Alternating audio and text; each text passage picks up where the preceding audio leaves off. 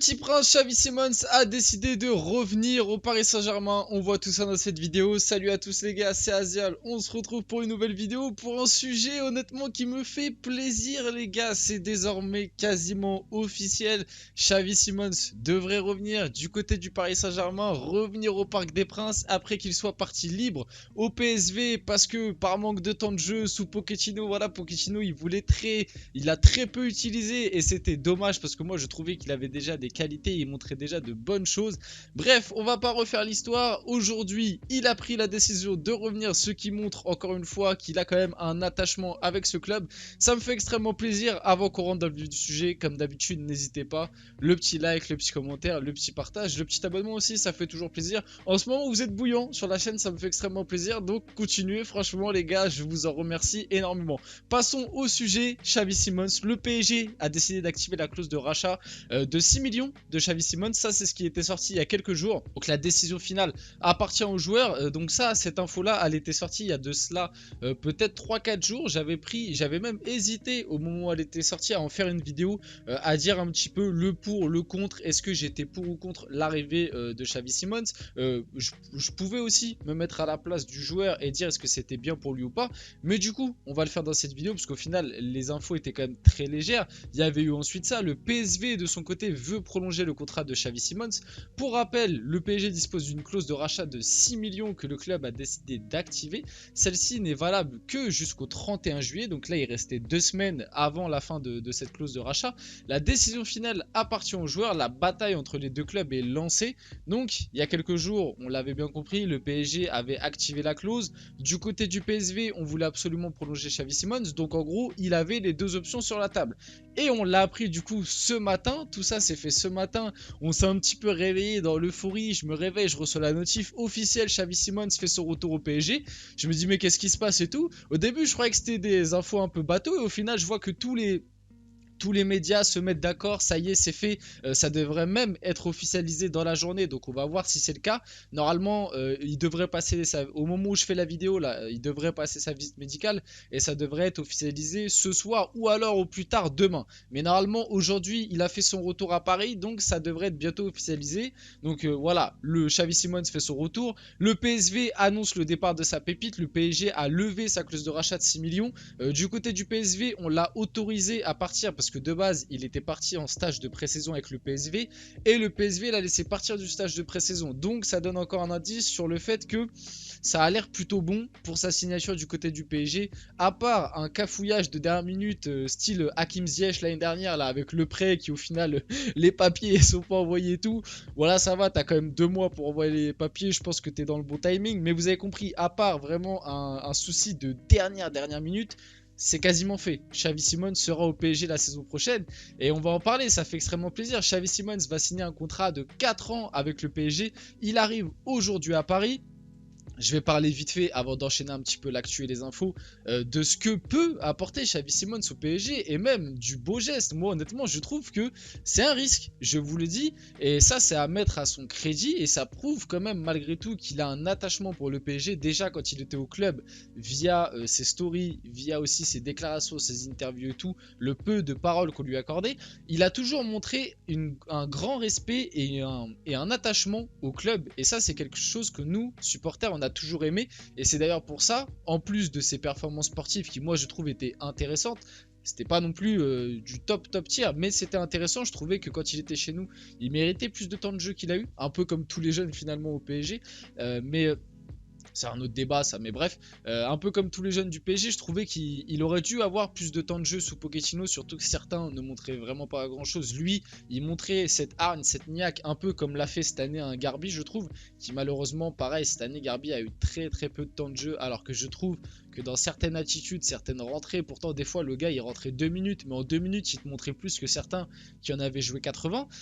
Donc ouais, c'est un énorme risque qu'il prend, et ça faut pas l'oublier, et c'est à mettre à son crédit, parce que le gars, en un an, ça a énormément changé sa situation. Ce n'est plus un jeune prospect comme il était chez nous, comme quand on l'annonçait du côté du Barça avant qu'il vienne chez nous.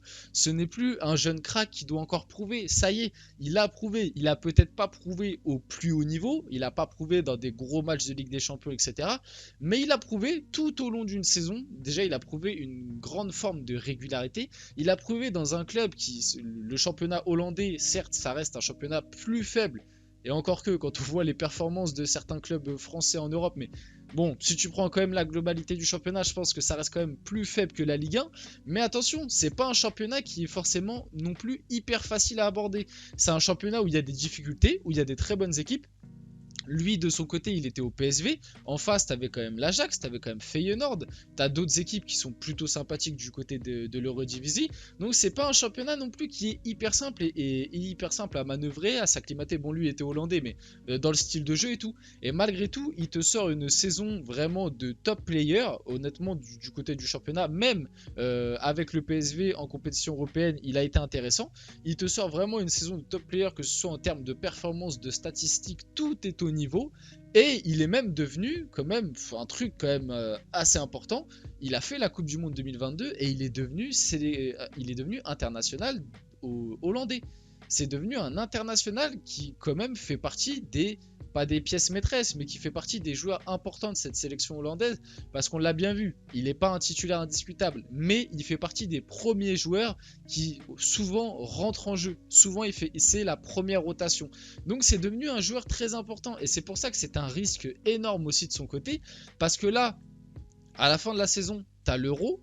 Si, imaginons, tu viens du côté du PSG et tu joues pas forcément, bon, après on va le voir que il y a des histoires de prêt. Mais imaginons le fait qu'il ne soit pas prêté, il reste du côté du PSG parce que ça parle d'un départ de Neymar pour qu'il reste.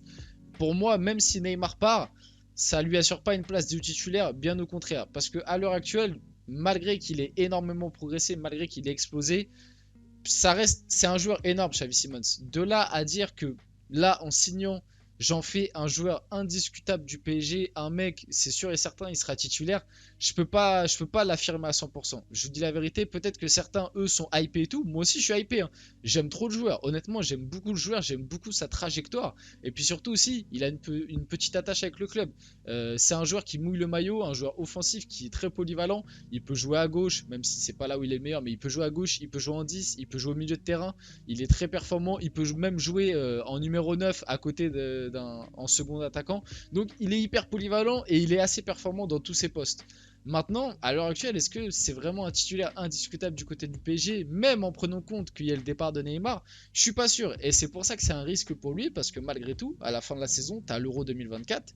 Et c'est un risque que tu prends de freiner ta carrière internationale pour venir, pour essayer de, entre guillemets, faire ta belle histoire avec le PSG. Parce que honnêtement, en revenant comme ça fait une magnifique histoire. Du coup, son retour au PSG, sa situation pour la saison à venir est néanmoins conditionnée à l'avenir de Mbappé et Neymar. Donc c'est ce que je vous ai expliqué.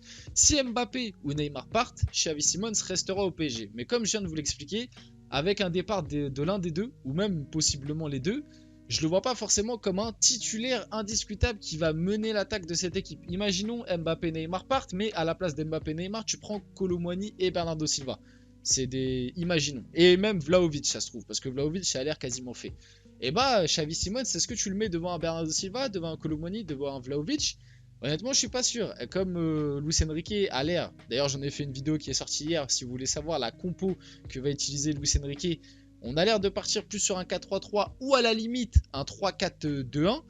Dans les deux compositions, je vois mal Xavi Simons passer devant un Kolo Muani, devant un Bernardo Silva ou un Vlahovic, un Kane ou un autre attaquant, vous avez compris. Donc, et au pire, si les deux restent, donc si ni Neymar ni Mbappé partent, Xavi Simons rejoindra un autre club en prêt. Le PSG vient de réaliser un sacré coup, ça c'est vrai parce qu'on va le voir. En termes de valeur marchande, bon, je sais que avant tout, ce qui compte, c'est le sportif, mais parlons un petit peu du financier quand même, parce que ça reste quelque chose de très intéressant, parce que l'année dernière, quand Xavi Simons est parti libre du PSG, on nous a traité de pitre. Ça, franchement, ça c'est... Bah, après, moi le premier, hein. Honnêtement, l'année dernière, le départ libre de Xavi Simons, j'étais très déçu de la part du club, parce que pour moi, la meilleure solution, c'était de le prolonger et de le prêter. Bon, en quelque sorte, en le laissant partir libre au PSV avec une clause de rachat, c'est en quelque sorte un départ en prêt, même si du coup tu claques 6 millions que tu aurais pu économiser.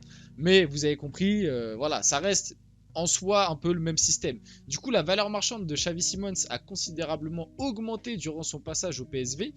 Mai 2022, donc l'année dernière quand il est parti, il était évalué à 4 millions. À l'heure actuelle, il est évalué à 40 millions, donc nous, on l'achète pour 6, belle affaire. Le crack néerlandais vaut 10 fois plus que lorsque Paris l'a laissé partir au PSV. Le PSG a été d'une grande intelligence en y intégrant cette clause de rachat. Pour une fois, honnêtement, je vous dis la vérité, je suis content de ce coup, de cette affaire, parce que déjà, Xavi Simons, moi, je l'aime beaucoup en tant que joueur. C'est pas cher, ça reste encore, il reste encore très jeune, il a 20 ans, 21 ans, il peut encore énormément progresser, il a déjà montré de très bonnes choses, mais en plus de ça, c'est un magnifique coup financier. Et ça, du côté du PSG, c'est tellement rare. Vous voyez, le coup a été d'une grande intelligence. Et c'est très rare que du côté du PSG, on fasse des coups comme ça d'une grande intelligence. Donc, peut-être que sur ce coup-là, je sais pas, je crois pas que c'est un rapport avec Luis Campos. Mais sur ce coup-là, la direction parisienne a vraiment pris la bonne décision. Même si, je pense que ça aurait été mieux de le prolonger, de le prêter.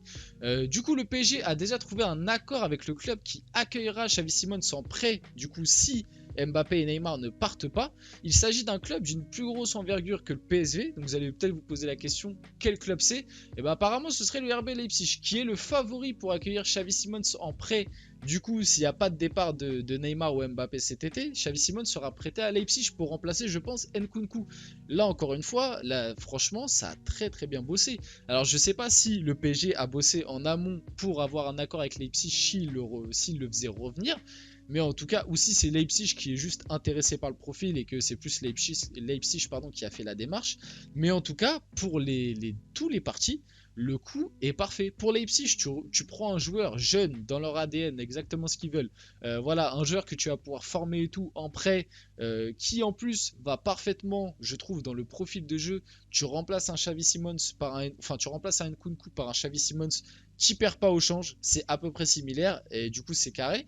Et du côté du PSG, tu reprends un petit crack que tu avais laissé partir pour moindre coût et tu le prêtes dans un club où tu sais qu'il va bien se développer du côté de Leipzig. Donc, et Xavi Simons, son intérêt à lui, c'est qu'il jouera dans un club d'une plus grande envergure que le PSV. Donc dans tous les partis à l'heure actuelle sont gagnants.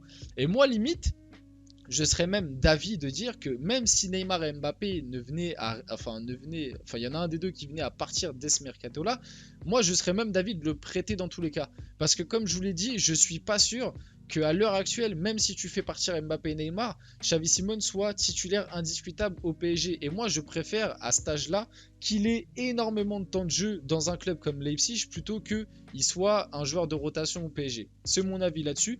Du coup, aucune option d'achat ne sera intégrée si Xavi Simons part en prêt à Leipzig. Du coup, le coup est parfait. Le coup est parfait, près d'un an. Hop, il va jouer un an en Bundesliga à Leipzig. Normalement, si tout va bien, il devrait être un titulaire. Franchement, je pense qu'il a les qualités pour s'imposer en titulaire à Leipzig. Et il jouera la Ligue des Champions, il découvrira la Ligue des Champions. Il jouera en Bundesliga, le haut tableau de Bundes. Non, franchement, tout est parfait. Pour finir la vidéo, vite fait aussi, je voulais dire un petit mot sur Sherendorf, qui, ça y est, ça a été officialisé. Il a signé du côté du PSG. Du coup, je vais pas vous faire le mytho. Je connais pas énormément le joueur, je l'ai pas vu énormément jouer. Apparemment, de ce que j'ai vu, ça reste un joueur très prometteur, un petit jeune crack qui était du côté de Benfica. Un joueur qui joue milieu de terrain, plus numéro 8, parce qu'il a plus de qualité offensive que défensive. Il a une bonne vision de jeu, une bonne technique, une bonne conduite de balle, etc. Techniquement, ça reste un joueur très fort. Il a un très bon gabarit pour son âge. Physiquement, il s'impose déjà. Et il a une bonne taille, un bon physique, quoi. Donc ça a l'air d'être plutôt intéressant. Après, le problème reste toujours le même du côté du PSG. C'est pourquoi tu l'as pris. Là, c'est bien, tu le prends libre. Donc en soi, tu prends pas trop de risques. Et d'ailleurs, pour Xavi Simons, 6 millions, c'est pareil, tu prends pas trop de risques. Mais ouais, pareil, qu'est-ce que tu comptes en faire? Est-ce que tu comptes le prêter? Est-ce que tu comptes le mettre dans la rotation? Ou est-ce qu'il sera là seulement pour gratter des miettes, jouer 10 minutes par-ci par-là? Et à cette condition-là, c'est pas très intéressant. Moi, je trouve le coup plutôt intéressant. Je dis la vérité, Sherendorf, ça a l'air d'être en tout cas, les gens qui connaissent bien le joueur disent qu'il a un bon petit potentiel, il peut accomplir quelque chose, il peut bien se développer. Voilà, c'est pas un peintre. Après, voilà, c'est pareil, il faut lui accorder du temps de jeu, il faut lui accorder du temps, parce qu'il a 18 ans, donc il faut lui laisser le temps de s'acclimater, etc. Peut-être le prêter, je pense que ce sera le mieux. À voir ce que fait le club avec Cherendour, mais à l'heure actuelle, ça a l'air plutôt intéressant. Voilà, on arrive tranquillement sur la fin de cette vidéo, j'espère qu'elle vous a plu, si c'est le cas, n'hésitez pas, petit like, petit commentaire, petit partage, petit abonnement, ça fait toujours plaisir. N'hésitez pas à me dire dans les commentaires si vous aussi vous êtes content du retour de Xavi Simons et comment vous le voyez dans ce PSG là. En tout cas les gars, c'était Azial et on se retrouve très rapidement pour une prochaine vidéo.